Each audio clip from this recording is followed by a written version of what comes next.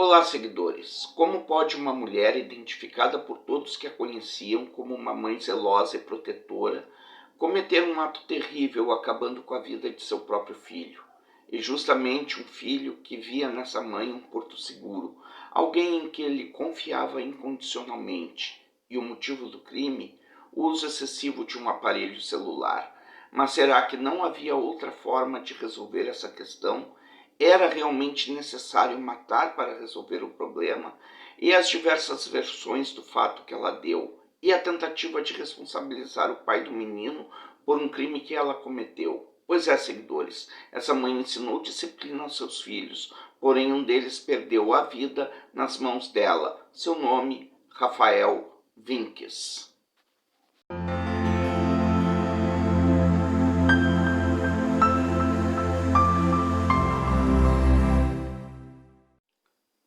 Rafael Vinkes morava com uma mãe, o companheiro dela e um irmão de 16 anos em Planalto. Era filho de Rodrigo Vinkes, que por sua vez era separado de Alexandra Dogolkensky e por isso morava na cidade de Bento Gonçalves desde 2017. Segundo a avó de Rafael, Dona Isaildes Batista, ele era um menino que contagiava as pessoas que o conheciam pelos lugares onde passava, pois era um garoto querido por todos. Dona Isaildes declara que a filha, Alexandra, também era uma boa mãe e que seus filhos eram muito disciplinados. E por isso a vizinhança deles assinava embaixo no que se referia ao relacionamento de Alexandra com o companheiro e com seus filhos também. Em 2019, Rafael cursava o 5º ano do fundamental e sua professora, na época, acompanhava de perto esse relacionamento existente entre mãe e filho. E ela, assim como as demais professoras da escola, percebiam que Alexandra era sempre muito cuidadosa com o menino. Ela sempre levava ele para a escola e ele estava sempre higienizado e bem vestido. Ou seja, ele era bem cuidado pela mãe. Por outro lado, essa mesma professora também descreveu Rafael como um menino muito estudioso, com boas notas e bom comportamento. Além disso, ele era meigo, tímido, reservado e carismático com seus colegas. Agora, seguidores, eu vou fazer uma breve cronologia desse crime aqui no canal, para que possamos tentar entender o que levou essa mulher a fazer o que fez com o próprio filho, considerando que tudo aconteceu quando o mundo estava no ápice de uma crise sanitária de saúde mundial e a grande maioria das pessoas naquela ocasião estavam reclusas em suas casas. No dia 15 de maio de 2020, Rafael desaparece, segundo Alexandra, durante a noite e contou à polícia que deixou a criança no quarto para dormir. E quando acordou no dia seguinte, ele não estava mais em casa. A cama estava desarrumada e a porta da casa encostada. O local não tinha sinais de arrombamento. Ela dava a entender que ele tivesse saído de casa à noite. A família procurou por Rafael na casa da avó e dos amigos, mas ele nunca foi encontrado. Segundo os familiares, ele estava vestindo uma camiseta de futebol do Grêmio, calça de moletom, chinelos e óculos de grau. No dia 18 de maio, a polícia teve ajuda do Corpo de Bombeiros de Palmeiras das Missões e da Brigada Militar de Frederico Westphalen, cidade onde Bernardo Boldrini foi assassinado. E cães farejadores passam a fazer buscas na mata que fica próxima da casa da família. E essas buscas se ampliaram para cidades vizinhas devido à gravidade da situação. No dia 20 de maio, a polícia se justifica alegando que está fazendo tudo o que é possível para encontrar o menino e que fotos e cartazes dele foram divulgadas. No dia 22 de maio, uma equipe da Polícia Civil realiza perícia em residência e automóveis da região. Os peritos empregaram substância de luminol para detectarem sinais de sangue. E chegamos no dia 25 de maio, dia em que o corpo de Rafael Vinkes foi encontrado. A polícia intensificou as investigações e contou com o apoio do grupo policial da Divisão de Criança e do Adolescente, que iria de Porto Alegre para Planalto no dia seguinte para ajudar nas buscas. No início da tarde, Alexandra fez um apelo na imprensa querendo o retorno do filho. E naquele mesmo dia, por volta das 5h30 da tarde, o corpo do menino foi localizado. Pois é, seguidores, o apelo emocionado de Alexandra Dugolkensky não passava de puro teatro, porque foi ela quem acabou com a vida do próprio filho. O corpo, seguidores, foi localizado da seguinte maneira. Depois que Alexandra foi pressionada pela polícia, ela levou os policiais até o local onde havia escondido o corpo do filho. Segundo a polícia, o corpo estava enrolado em um lençol com uma corda no pescoço e havia sido colocado dentro de uma caixa de papelão na garagem de uma casa vizinha que ficava a 5 metros da casa onde a família morava e que estava vazia, pois os donos haviam viajado. Após a descoberta do corpo, o Conselho Tutelar de Planalto fez uma postagem no Facebook sobre o aparecimento do corpo do menino e declarou luto na cidade em nome de Rafael Vinkes.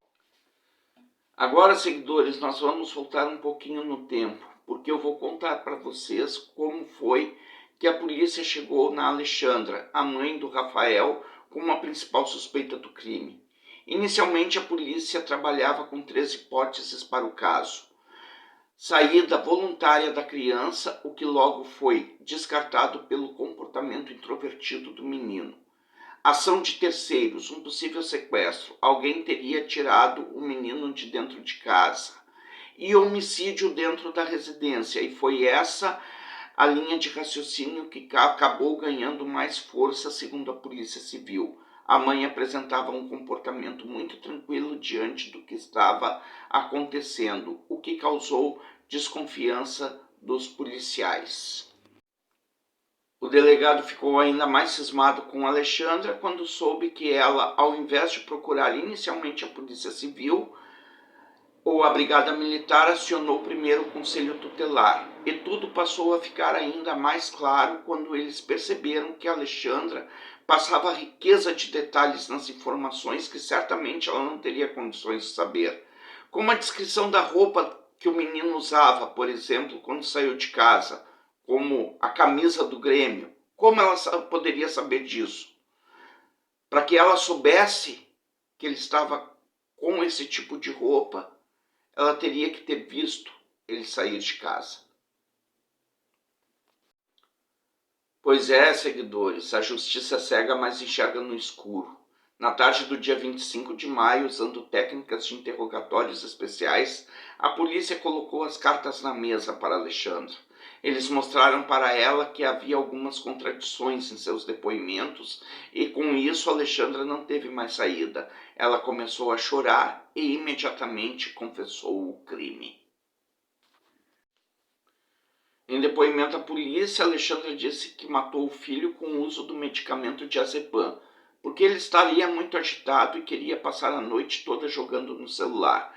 Ela sustentou a versão de que a morte foi acidental, mas o laudo pericial apontou que Rafael havia sido estrangulado.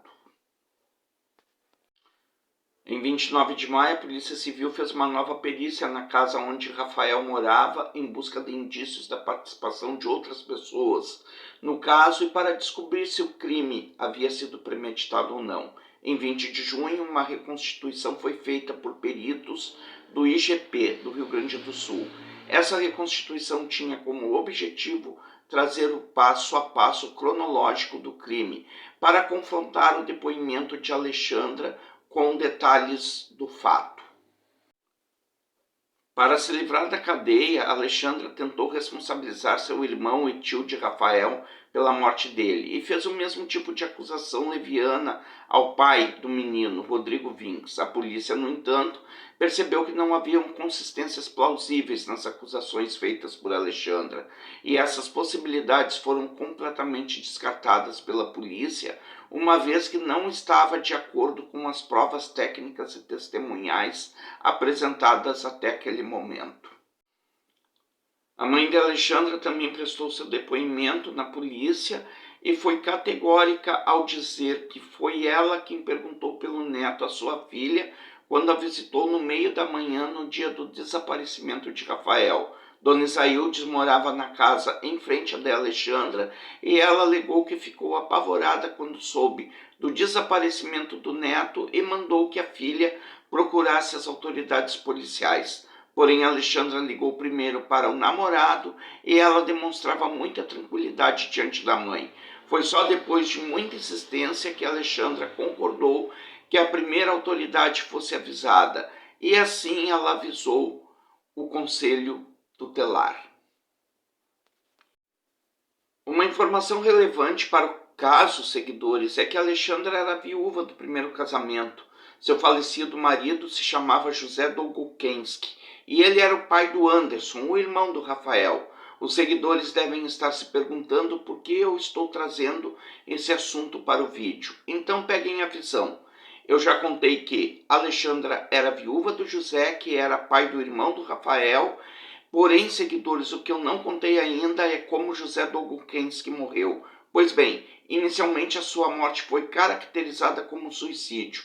Mas será que o José realmente tirou a própria vida dele?